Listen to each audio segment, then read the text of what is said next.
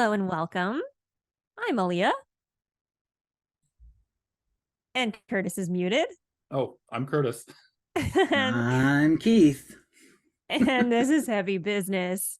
Today we are going to talk a little bit about PR release schedules for bands and also some maybe some fails that we've seen um recently, and we'll get into that after the fact. But what I wanted to dive in first too was this sort of, I don't know if it's a trend or if it's just because it's the end of the year, but I just saw an album released to or announced today. October 18th is when we're recording this, announced today for March. The album's releasing in March. So that's about a 5-month heads up for an album release. And Keith, can you offer any insight on, is this a growing trend or is it just because it's the end of the year? What's going on with this? Good to be back. And how you doing? How you doing? I have many thoughts on this topic because this is a frequent topic of over at the Ghost Cult Magazine podcast. Once a month I have a confab with our senior editor Steve Tovey, who handles the whole reviews team of Ghost Cult. It's about 30-40 writers worldwide at any given time, and we often are looking at release schedules, and there's been a lot of surprise drops. You already know my many thoughts on that in the past. But in terms of I have felt the trend for up to now for 2023 was shorter timelines, like 8 to 10 weeks or less, for whatever reason. And this is across the board. Maybe it's because just there's so many releases to cut through. And I have felt that was the trend for 2023. Now that we're into the home stretch of 24, and Curtis knows this also, for a long time new records didn't really come out after November 1st, and now we have kind of this perpetual backlog that has never ceased since the pandemic, the pandemi lovato, and huge release schedules in November of brand new music, even early December, and of course Record Store Day, Black Friday releases, sometimes new things, mostly old things or never before heard things. So we are starting to see the fleshing out of the early 2024 schedule. And I think what you're seeing for the bands that got announced this week for January, February, March, these are probably the more major labels who have a lot of bands coming out with new material, who have to get ahead of it or they get buried. Not just actually buried by the news and buried by the news sites, but buried, period, between everything. So it looks like it could be an emerging trend that we're just starting to see stuff getting just mentioned. I think I saw something that was announced, not like soft announced, not a formal press release, but just like soft announced, like this record's coming out next summer. Or, we're going in Exodus, we're going into the studio for release next September. Like, you never heard that before. Like, I like, hey, we're going in the studio. I love that. And I like seeing Instagrams and behind the scenes stuff. To have to tell fans, like, our record's coming out next year and in the fall, in October, when it is the fall right now, almost a year from now, 11 months from now, is a little wild, even for a band of Exodus's status, right? And I'm not picking on them. I'm excited for them to have a new record. But yeah, it looks like the beginning of a trend. We might be on the up curve of a trend where we're going to start seeing Metal Blade, Nuclear Blast, Napalm Records, Century Media, the bigs, right? I'm leaving out a few. The big ones are going to start announcing early because they just have so many records coming out next spring and winter and spring. I have a thought on all this stuff here. One thing with the longer campaigns, I think, is like a key thing, is the fact that more singles get released, right? So you get the Spotify listeners going up, all the rest of that type of thing, which is what the labels really want. So just wanted to add that in. The labels, I'll just let me, I'm sorry to riff here for a second, Aaliyah. Sorry to interrupt. I was going to say the labels absolutely want the pre-saves, and they 100%. They want the long lead times for the pre-orders.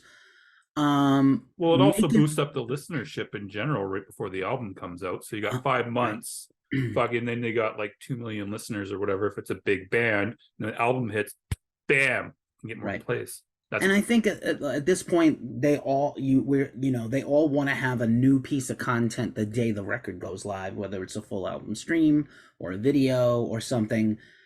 I do think there's a cost associated with a very long campaign, right, for younger bands, and that goes across the board. Newer bands, older bands. Obviously, a more veteran, established band has more to gain with perhaps a longer cycle and more to push and big bundles of stuff to push out and many vinyl variants and things.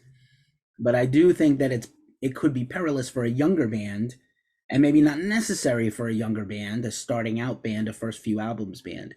I interviewed a band yesterday that is a relatively young band, maybe less than 5 years old, with their on their third release, but their first full length for a let's say a major metal label. And we were talking about like their announcement to the record release, which is in early November, is about 10 weeks, less than 3 months. And I thought that was like the right amount of time. They haven't, other than to their fans and social media, they haven't been saying like, we have a new record coming, here's a single, here's a thing. It was, it was a very gradual build up. And I feel like that's the right amount for a younger band, let's say sub veteran band. It's probably better to go shorter, but I think we are beginning to see the uptick of a trend where they're going to go longer, maybe for all of 24. I don't know. Maybe things are going to die down, and maybe the release schedule is not as packed as I think it's going to be for next year, and maybe they're just they feel like money is, the pie for all the money for everybody's disposable dollars is, shrinking. I have a counterpoint, but Aaliyah, I know, wants to say something. I'm gonna wait. Go ahead. So I kind of disagree with that about a younger band not benefiting from that. But I mean, again, it's all relative, and sometimes I don't think it's quite.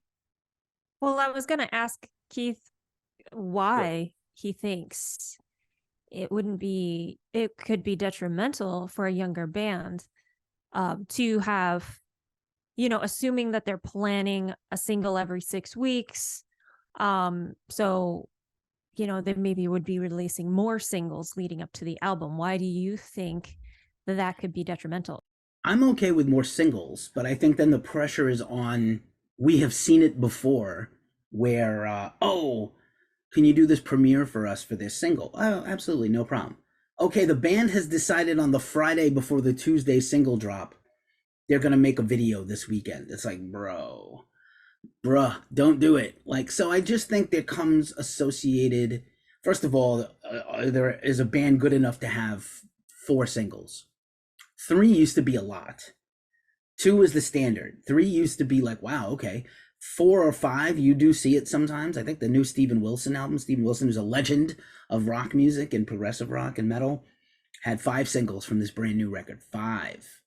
But they're all bangers, and he's amazing, and I love that record. But maybe, the pressure is there to create extra content that is costly, time consuming.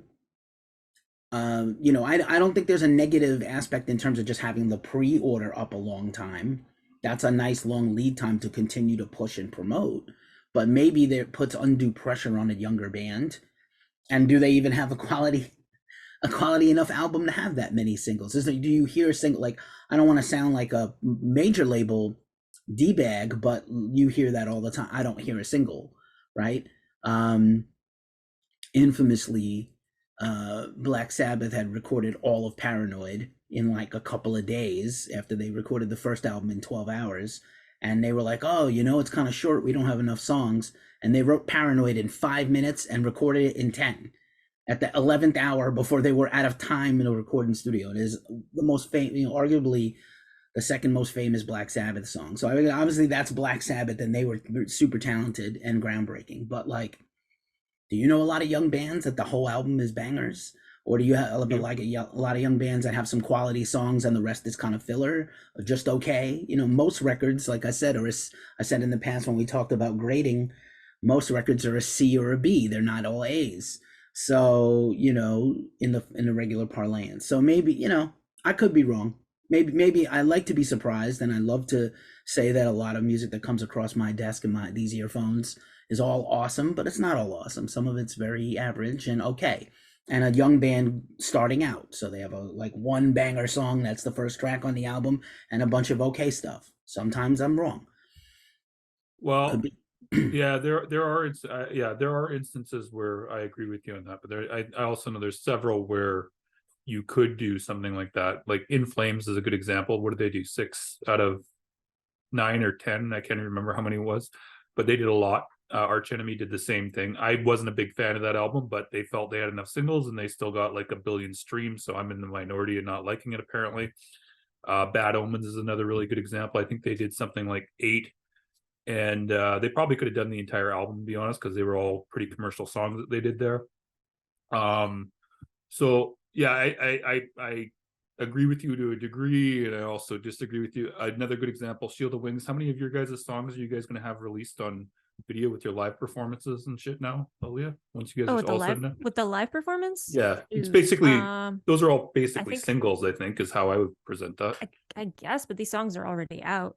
Yeah, So it's but not quite the same still situation. true. But how many total? I think we're doing 5 of Okay, the performances. and then how many of those were already released as singles? 2. Okay, so three are going to be original, and then you guys had Oh what was no, it? actually no. One of the singles we're not doing. Okay, We're not releasing that, and then the other single. So one of the tracks that's being released was a single. okay, so you're going to have something like 8 videos in total out of 11 songs, correct? Yeah. Okay. Do you think that would have worked? I'm just asking. Do you think that doing something like that would have worked pre or no? I would just want your opinion because you're the musician there. Mm. Oh, well, I think we had other songs that could have been singles for sure. Um, for example, Native Colossus, we only had time to do 3 singles, and Native Colossus got backburnered. And it turns out that's the one that went viral on TikTok. Yep. And it doesn't have a music video. Mm-hmm. So it can happen where, you have enough songs that can be singles and you don't have enough time to release them all. So I guess maybe from your perspective, Keefy, like a band should probably take honest stock of their tracks and figure out how many of them are singles, like worthy to be singles, and then plan their release schedule based off of that, maybe. And be realistic about it. I have 2 other things to add to that. First of all, Curtis, shout out to your Pyre Fire shirt that I just noticed, uh, which is like my second biggest. Whenever I did small PR work, that was like my second biggest get ever. My second biggest success was Pyre Fire, getting them into Metal Injection and into the Obelisk for a premiere. But anyway, Aaliyah, for you, the day your record comes out, do you have a new piece of content, or are you guys just going to go with the full album stream and that's it? Do you have like a new video that day, or will you plan something like a lyric video or something? That seems to be the trend. Yeah, I believe we did. I believe we did that, and for future releases, I do plan on that as well. Now, let me ask you both a follow-up question, which is, now that's my opinion based on quality of music, all the music that comes across my desk. We're at the end of the year. We're already thinking about the end of year stuff.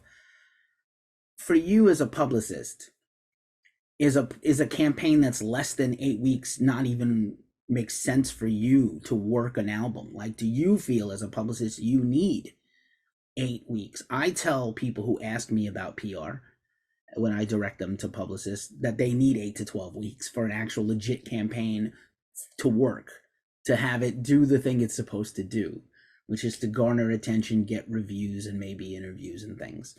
But is it not feasible to do less than 8 weeks? Is it hard for you? It depends. It's really depends. Here's a good example. Like the more trad metal and death metal seems like anybody and their dog will pick it up. And it's usually a lot easier for some reason for trad metal and death metal and sometimes black metal to get picked up. So if I got less time for that, I'm more prone to go, sure. Because I've seen some of those campaigns do really well in only 3 weeks. But for another genre of music than those, usually I would say 8 to 12 weeks minimum. preferably longer, because otherwise you're not going to hit the print mags that some people want. I don't care about print, but people still fucking do a lot of the times. Like you got Power Play, you got Rue Morgue, you got Decibel. Revolver doesn't do reviews anymore, but there's a few, right? Metal Hammer, Outburn, yeah. So if you want to even hit those, you need at least 2 months, preferably 3 to 4, to even get it over there, right? So yeah, it depends on the genre is really the thing. Like a black metal, or sorry, death metal album or a trad metal album, I mean, pretty much give me 2 weeks, I could probably get 8 reviews on that, no problem. But I might need 3 months to get 8 reviews on a power metal album. You know what I mean? Noted. Yeah. And I have had a couple of bands, no clients of yours, but I've had a couple of bands hire PR this year for their album releases, friends of mine, and then asked me if I thought it was working. Or did I get the press releases? Did they get to me, right? Because like everybody has those same insecurities and anxieties. Is it working? How do I know it's working? How do I know what I paid for is worth it? Did they send And the press release out? did they send it out? Did you get it? When did you get it? Hey, I've asked you about that about ours, just to make sure you're Yeah, receiving them, because I don't always know, because MailChimp bounces. Fucking there's people tell me they don't stuff. see shit. Remember, there was one of my emails was not getting C squared info. Yeah, and you're like, where the fuck is your stuff? And I'm like looking around, I'm going, my people aren't sending you shit, and then I find out, yeah. And now I have a guy helping with news, so I'm trying to direct people to him, even if it skips me and I don't see it, because I'm talking to you and I have 1,100 unread emails from today. Like, from today, where I worked a 6-hour day from my regular job and did 7-8 posts for Ghost Cult myself today. So I just missed things, and I got a text message about some big news from some metal band and their announcement of their album, and I just didn't get to it because we had to do this pod. So these things take up time. But yeah, I it's a delicate balance. And then again, I'll say again, I'm not a big fan of the surprise release. There's a surprise EP drop this week from 2 notable metal bands, Dream Unending and Worm, which have members of other prominent metal bands. It's an EP, it's on Relapse. You could surprise drop it, it's not a big deal. It's a 2-song, 3-song thing, right? It's not that big a deal. But it caused a problem for us. We were like, oh, how do we review this? People are going to be talking about this record as a quality bands that usually put out quality material we've reviewed before in a traditional cycle. So how do we cover this? As you know, I love to point out the most famous instance of all time. Avenged Sevenfold surprise dropped the album The Stage, literally, and then they took like 2-3 years to like unfurl these covers and alternate versions and a deluxe edition and finally a vinyl. And this is all before the worst plague times. And then at the same exact time that Avenged Sevenfold surprise dropped their record, Metallica did like a 4-month lead up to Hardwired to Self-Destruct, right? A video for every song. Yep. And all kinds of content around each song. And it's Metallica, right? So those are 2 bands that are kind of apples to apples. Obviously not every band is comparable to those 2 bands, but I always found it very interesting that Metallica in 2016. So Keefy is not saying that Avenged Sevenfold is as good as Metallica. Or far be it from you to say that. Or is he? I'm saying they're at the same level. They're similar level bands. They're not as good. I do like Avenged Sevenfold. I do like them. And I do like that new record, actually. I like them too. I'm just saying, like the new Metallica. No, Metallica is Metallica. Nobody else is Metallica. We really, I still someday want to do like a whole marketing analysis of Metallica and how they operate. I think it's fascinating what they do. I just don't want to get hate mail. That's all. Oh, you're going to get some anyway. I mean, like, I had some shitty comments today. I was like, do I publish this harsh shit on me or not? I don't know. When you're in the public eye, like we are doing a podcast, you're just a target sometimes. But yeah, that's my 2 cents on that. I think surprise drops depends. I think for pop and rap, it definitely is part of the culture. Surprise drop the hot new mixtape. Like, that's a big deal. And then everybody from the underground to the most popular groups do that format. The surprise drop is okay. I don't think it necessarily works for rock and metal. I think a good amount of promotion is still needed, because look at what we have to get through. Look at all the stuff that has to cut through just to get to me or you or someone else. You know what I actually think, and this is going to be a controversial opinion, I think that there should be more hype for singles before they come out. I think there's too many surprise. I think surprise dropping a single, which is what most people do. I don't like that. I think there should be more. Sometimes bands will say, we got a single coming out next week or something like that. But there isn't a lot of hype around it a lot of the times. You know what I mean? That's my own opinion. But Well, I how think much they hype should. do you think you can afford to have for a single? Well, what I'm kind of Especially thinking. if you haven't released. I think if you haven't released something for a long time, maybe you can afford a little more hype. Yeah, But then if you're already in the midst of a release cycle, I that would don't be know if hard. you can do that. I'm talking about just like if they drop a single without an album at the same, like they're not already in midst of cycle. What I'm saying, like let's say for example, Shield of Wings drops a single. You guys are planning an album, but you want to do the announcement. So I'd start hyping the single, let's say now until I don't know, say November 25th, if that's when you're fucking doing it, right? That's what I'm saying. You could do like teasers, you could have band photos, you could have each one of you guys talking about it for a bit, little clips coming, art drops, like little pieces and shit. I don't know. I'm just saying, I think You it would could. work. I kind of prefer people talking about songs after the song comes out. Fair. I'm just giving you my own opinion, and everybody could hate it. I'm just saying, I think it would be an interesting experiment. Here's another take on that same topic, Curtis, which is Yeah. if you're, I don't, as a news person, Yeah. and let's say Ghost Cult has like 50 posts a week, right? 50 new website posts that are pieces of content we build around. Yeah. Not counting my socials and other things, but 50 things a week. I don't like the announcement that an announcement is coming. That's rankles me as a news person. I don't have time for those. Now, I'm going to say again, like Curtis gave a good example. If you have a band coming back after a break, and this is, you see a lot of this now, like pre-save our thing coming next Friday or a week from Friday. It's our first new song in a long time. I don't think that's bad.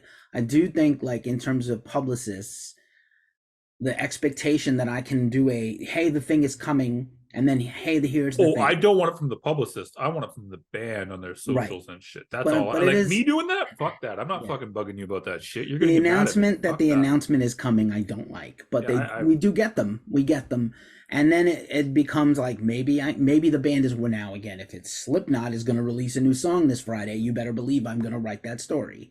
I did a thing not relative to this topic, but Iron Maiden put a teaser out that they were going to announce tour dates. It was very funny because they do their video stuff very funny. Did you ever notice how funny Iron Maiden stuff is? They're very cute with their Can I content. admit I have not seen anything that Iron Maiden has done publicly in like 2 years. Okay, I fine. haven't paid attention. Well, they put a record out 2 years ago, so they've just been touring ever since. That was the last time I actually paid attention. Was when they So they put the a teaser out that the tour dates were coming, and that's a different animal than a song or an album, right? But we were the only one who ran that story, and then it started. We made it a story. They put a video out with nothing, no press release, anything, and I made it a story on our site and socials and whatever. And then other people picked it up, and then the announcement of the dates happened. So actually, the teaser story had a tremendous amount of vibe and clicks on our site and socials. And then the announcement of the actual dates, by the time that happened, it was cool. A lot of people were into it, but it wasn't as big a thing as the pre-thing. So maybe I've got it backwards. Maybe I'm wrong. Maybe it depends. Maybe if it's got to be Iron Maiden or Slipknot or Metallica level, it's a different story. So I don't know.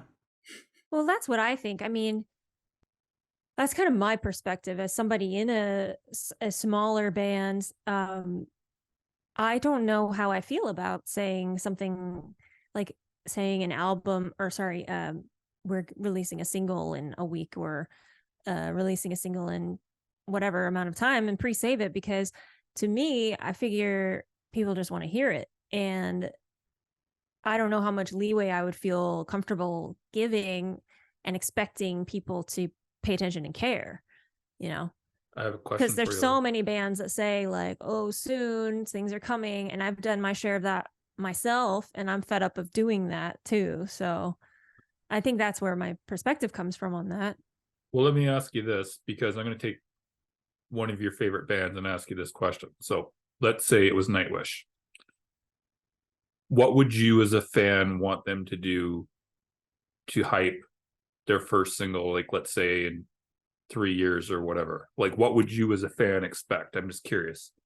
I mean, I'm a bit of a busy person. Fair. And so to me, it's like, I don't really need hype ahead of time. If I see a new song is out, I'll listen to it and I'll be hyped to listen to it. Like, I mean, Sonata Arctica just did that. They just dropped a song last week, and there was no heads up, at least that I saw, and they didn't even do a music video. It was just a track. But I mean, I saw it and I listened right away because it was like, it's something I'm excited about. And so that's the perspective, is like, who are you doing this for? Right? People who are really like your elite level fans, your super fans, they're going to pay attention already and they're going to see it anyway. And I'm just not sure who the pre-save the song is for. I like pre-saves I personally. I think all But your activity as a band, especially a band starting out, if you have Uber fans already and super fans, cool. All your marketing needs to be aimed at getting new fans, because just like Aaliyah said, the people who are already plugged into you are already waiting to pounce on your every move, and they're already signed up for everything, and they're already waiting, and they're already following, and they're already subbed. And new people who don't know you and genre fans are the people you need to capture. And Uh, they do not care if you have a single coming out next week. they don't, but That's my they, perspective. yeah, that's fair. Nightwish is a good example, because we already know they're not touring anymore for a while, yep. probably a very long time. And so we know this next album that they just started working on, or are They halfway finished done. recording the orchestrations. Right, that they put that out. That was a good thing. I don't think Wait, that wait, wait. So Leah, you do pay attention. You do pay attention. it Well, was that's in my their point. socials. Yeah. Yeah, But you so, do. like, let's say this is a band we know they're not touring, and a lot of bands make money by touring and sell merch and albums by touring. And we know Nightwish is no longer going to be a touring band for at least the next however many years. This next album that's coming out, they might push it a little harder than the last one because they're not going on the road.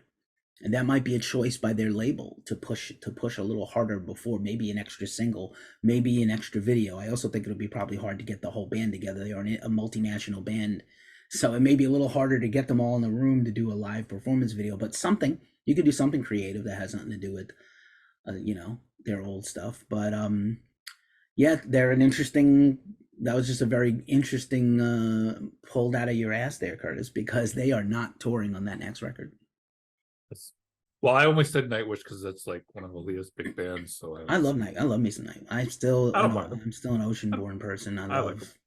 I love Tarja the most, but I also still love Floor, and I used to like Annette as well. So to get back to what we were talking about here before we all go back onto Nightwish, because I was about to start debating the Nightwish pros and cons. Let's not. Let's Go not ahead. do that. Let's go back on track. Yeah, back on track. So you guys are both of the opinion that the single hype isn't worth it. Now I'm kind of curious if that's just due to our age ranges, or if that, like, wonder what a younger person or even an older person might even be thinking of this too, because I personally think if the band went and hyped it for a good 2 weeks, 2 to 3 weeks, I bet you they'd get more plays. Like if it's a band that's putting something out after a while. That's my own personal opinion, but I don't have anything to back it up with right now. One thing I might say as an exception would be sending an email out to your fan base. That could work. To let them know, because there are people who've already signed up. They've already opted in. And I guess you could say the same for your social media. People who are following you on social media have already opted in to wanting to see some updates. But like, I don't know. I'm thinking out loud here, because I just don't think it's beneficial to hype it too much. Maybe you could hype it for a week. Definitely maybe. a week. Definitely a week. I'm thinking 2, but maybe a week. Maybe a week. And like some things you can do is like some things I have seen people do is like they'll release excerpts of the video with no audio, or Arch Enemy, they released some video with like a segment of a riff, but not the full song. So there are ways to do it that still give people something to kind of chew on. And I think that's probably better than just saying new song coming in a week, pre-save it. Of course. I Of think it's course. funny. Singles get a bad rep because we are like the rest of the music industry. Label people will tell you we live in a singles and EP world now, and that people don't necessarily vibe on albums, although vinyl sales would say otherwise. They do, or people are just collecting to collect. But singles, like in terms of for me, I don't necessarily have and like we're all, this is presuming a single precedes a whole EP or an album. We have also seen a single put out like as in advance of a very long lead time for an album, not necessarily like this is the start of the campaign. Here's a standalone single. So Judas Priest just put out there, again, bad example, hugest band, one of the hugest bands ever, put out their brand new song Panic Attack. It rules. Boo. Sorry. Okay. Okay. Judas Priest put out their new Okay. song with a pre-order for their new album. One of the packages that I already bought is the double vinyl of the new album with the single vinyl, the 7-inch vinyl also. Because and they're also, I think they're also selling that single by itself because it is 5 months away till the record comes out. So that's five. So Judas Priest is doing a 5-month campaign. The record doesn't come out till March also. And it was announced last week. So almost a full 5 months. And they don't even need to because they're gonna fucking sell no matter They're what. Judas Priest and they're on Epic Records. They're going to sell their stuff anyway. And Firepower was awesome. So the assumption is the new one is also the Invincible Shield is also going to be awesome. The Invincible Shield of Wings? No. Anyway, I think singles are a really interesting case. Now, again, for me, it's hard for me to, as a journo, I have a hard time reviewing singles. It's just time consuming and one more thing for me to do, unless it's like an epic, Slipknot put a new single out, I would review it. But those things don't happen now. But singles do serve a purpose. They definitely serve fans and they serve the bands. So I think the marketing of them does, depends. Is this a standalone? Is this a long lead time single like Panic Attack? 5 months from now, this is the first new music from Judas Priest in 5-6 years, and now we have a new single. So I think it just depends on if this is just a single servicing an album that's also coming out in 2 months. Obviously it's to help push the pre-orders and push the streaming and push the pre-saves, but what else can it help? I don't think it can hinder you. I just don't know. I don't know that rock and metal fans are just like pining for a new single from a band unless it's an upper echelon band or a band with a diehard fan base like Spirit Box keeps putting out. I know I've referenced them before on my segments here, and they keep putting out EP after EP, and now and they have a new album already in the works, and they have a new EP coming, and putting out a single for every single song and a video for every song on the EP, and they're all high production, different. But Spirit Box is on what amounts to a major label, and they're managed by Rock Nation. So like they have the upper echelon stuff working for them as well as a bankroll.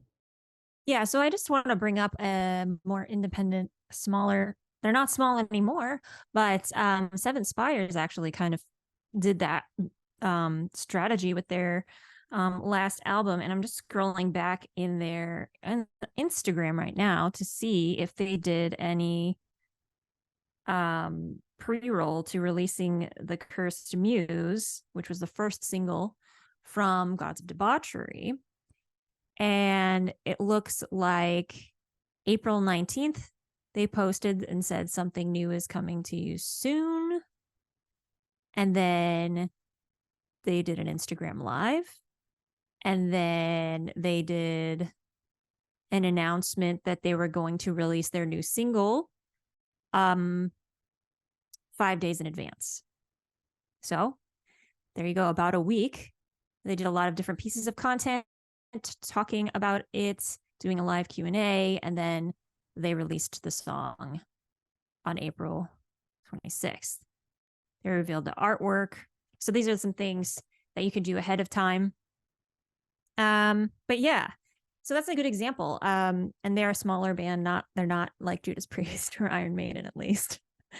Yeah, we do need to kind of wrap up on the podcast. I know we wanted to go over some fails, so maybe Keefy, if you could maybe we could wrap up with a couple entertaining fails that you had in mind to share with us today. Sure thing. I'll try to be brief since we don't have a lot of time. We're getting to the end of the year, so bands, help yourself. If you put a record out this year already, remind people that you did. Maybe you didn't put it out with any PR or any push, and you emailed me after the fact and said, "Hey, can we get a review?" And you can't, probably because I don't have time. We don't have time to pick up something that already came out already. But if you did put out a record this year, send it around, remind people, do your own DIY PR if you don't have a team and a publicist you've hired. Help yourself, help us help you, remind us, hey, for your consideration, we put a record out this year. Here's the genre, here's some clips of our reviews, help yourself. Make sure to push your thing. We do have the holidays coming up. People do have some disposable money to spend if you're trying to unload those vinyls you paid all that money for and you don't have a tour coming up soon. And then just other things. Be smart. I always preach these things.